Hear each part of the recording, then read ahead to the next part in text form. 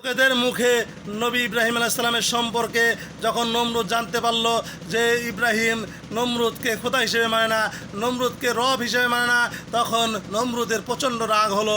তিনি তার সেনাবাহিনীকে অর্ডার করলেন, যাও ইব্রাহিমকে শিকলে আবদ্ধ করে আমার সামনে নিয়ে আসো। তখন তার সেনাবাহিনী গিয়ে তন্ন করে খুঁজে ইব্রাহিম আলাইহিস সালামকে খুঁজে বের করে তাকে শিকলে আবদ্ধ করে নমরুদের সামনে এনে হাজির করলো।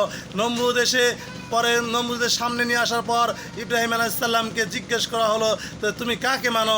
তখন ইব্রাহিম আলাইহিস সালাম বললেন যে আমি এক আল্লাহ রাব্বুল আলামিনকে মানি, যিনি আমার রব, যিনি আমাকে সৃষ্টি করেছেন এবং আমাকে মৃত্যুদান করবেন, যিনি জীবন মৃত্যুর দাতা। তখন নমরুদ বলল, জীবন মৃত্যু এরা তো আমিও দিতে পারি। তখন তিনি সাজাপ্রাপ্ত দুই আসামিকে জেলখানা থেকে বের করে নিয়ে আসতে বললেন এবং বের করে নিয়ে আসার পর একজনকে তিনি সাথে সাথে কতল করে ফেললেন এবং আরেকজনকে ছেড়ে দিলেন এবং নবী ইব্রাহিম আলাইহিস সালামকে বললেন, দেখো আমিও তো জীবন দিতে পারি এবং মৃত্যুদান করতে পারি, এই যে একজনকে মৃত্যুদান করলাম এবং একজনকে জীবিত করে দিয়ে দিলাম।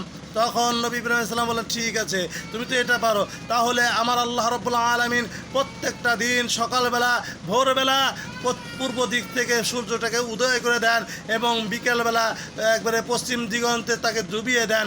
তুমি পারলে পশ্চিম দিক থেকে তুমি একদিন উঠাইয়া দাও সূর্যকে এবং পূর্ব দিকে তুমি ডুবিয়ে দাও, পূর্ব দিগন্তে তুমি ডুবিয়ে দেখাও যে তুমি রব, তুমি পারো, এটা পারলে দেখাও।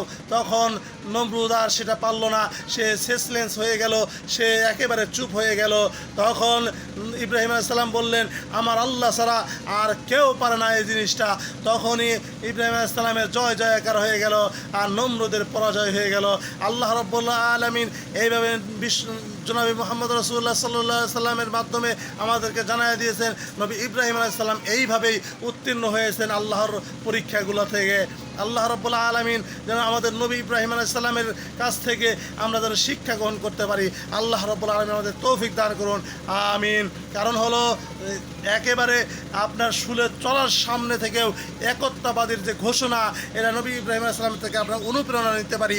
আমরা এই চেষ্টা করব যেন আল্লাহ রাব্বুল আলামিন আমাদেরকে, নবী ইব্রাহিম আলাইহিস সালাম আমাদের জাতির পিতা, তিনি আমাদের রেখেছেন নাম মিল্লাত আবিকুম ইব্রাহিমা ওয়া সাম্মাকুমুল মুসলিমিন, এবং মুসলমান নাম রেখেছেন আমাদেরকে আল্লাহর নবী হযরত ইব্রাহিম আলাইহিস সালাতু ওয়াস সালাম।